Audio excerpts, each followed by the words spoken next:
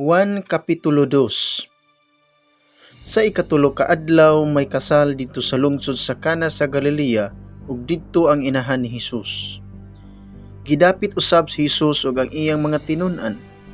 Sa nahutdan na silag bino, ang inahan ni Hesus miingon kaniya, "Wala na sila'y bino." Si Hesus mitubag, "Babay, unsa may labot nato ni ana? Wala pa moabot ang akong panahon." Unya giingnan sa inahan ni Hesus ang mga sulugoon, "Buhatan ninyo bisan unsay iyang isugo kaninyo." Ang mga Hudiyo may mga tulumanon sa ilang tinuuhan labot sa pagpanghinlo ug tungod niini didtoy gibutang nga unom ka tadyong bato nga sudlanan og tubig. Ang matag usa kasudlan og mga 20 ngadto sa 30 ka galon nga tubig. Si Hesus miingon sa mga sulugoon, "Pun-an ninyo tubig ang mga tadyaw," ug ila kining gipuno. Unya miingon siya kanila, "Pagkabo niining tubiga ug dad-a ngadto sa nagdumala sa kumbira." Ug gidala nila kini ngadto kaniya ug iyang gitilawan ang tubig nga nahimo ng bino. Wala siya masayod kundi gikan ang maong bino, apan nasayod ang mga sulugoon nga maoy nagkabo sa tubig. Busa gitawag niya ang kinasal nga lalaki ug giingnan, "Nabatasan sa kadaghanan ang pagdalit pag-una sa labing maayong bino, ug kun makainom na pag-ayo ang mga bisita, anha paidalit ang bino nga dili kaayo maayo. Apan nganong karon pa man nimo idalit ang labing maayong bino?" Gihimo ni Hesus kining una niyang milagro dito sa Cana sa Galilea. Dito gipadayag niya ang iyang himaya ug nanuo kaniya ang iyang mga tinun-an. Human niini, si Hesus, ang iyang inahan ug ang iyang mga igsuong lalaki ingon man ang iyang mga tinun-an nangadto sa Capernaum ug nagpabilin sila didtog pipila ka adlaw. Niadtong higayuna, hapit na ang kasaulugan sa pagsaylo, busa miadto si Hesus sa Jerusalem.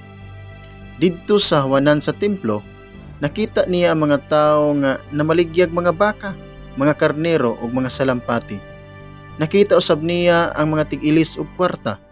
Unya si Hesus naghimog latigo nga pisi ug giabog niya ang tanang mananap, ang mga karnero ug mga baka ngadto sa gawas sa templo. Giyabo usab niya ang mga sinsilyo sa mga tig-ilis ug kwarta ug gilintuwad ang ilang mga lamisa.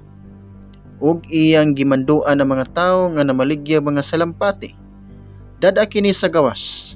Ayaw ninyo himuang merkado ang balay sa akong amahan." Unya nahinumdom ang iyang mga tinun-an nga ang kasulatan nag-ingon, "Ang akong pagmahal sa imong balay, O Dios, nagdilaab sulod kanako sama sa kalayo." Tungod sa gibuhat ni Hesus, nangutana kaniya ang kadagkuan sa mga Hudiyo, "Unsay ilhanan nga ikapakita mo aron pagmatuod nga may katungod ka pagbuhat niini?" Si Hesus mitubag, "Gub-an ninyo kining maong templo ug tukuron ko kini pag-usab sulod sa 3 ka adlaw." Sila miingon kaniya, "Kining temploha gibuhat sa sulod sa 46 ka tuig. Unya tukuron mo kini pag-usab sulod lang sa 3 ka adlaw?"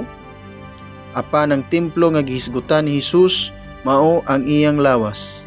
Busa sa dihang nabanhaw na siya, nahinumdom ang iyang mga tinun-an nga gisulti niya kini ug mituo sila sa kasulatan ug sa gisulti ni Hesus. Samtang si Hesus dito sa Jerusalem sa panahon sa kasaulugan sa pagsaylo, daghan ang nanuo kaniya sa pakakita nila sa mga milagro nga iyang gihimo. Apan si Hesus wala mosalig kanila kay nasayod man siya sa tanang tawo.